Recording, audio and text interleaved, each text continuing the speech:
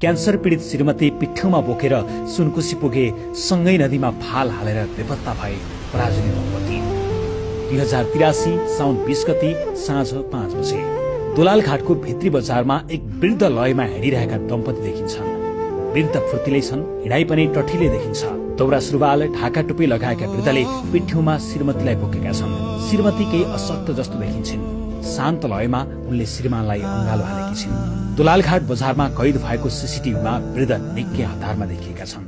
उनी दायाँ बायाँ नहेरी एक तमासले हिँडिरहेका छन्।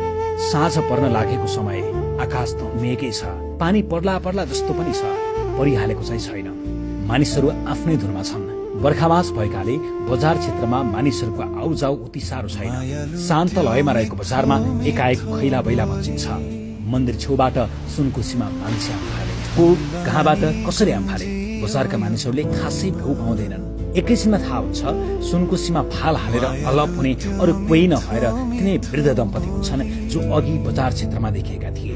तत्क्षण नै प्रहरी आइपुग्छ र खोजी थाल्छ। रातिसम्मै खोजी गर्दा पनि साहस र लासको टुङ्गो लाग्दैन।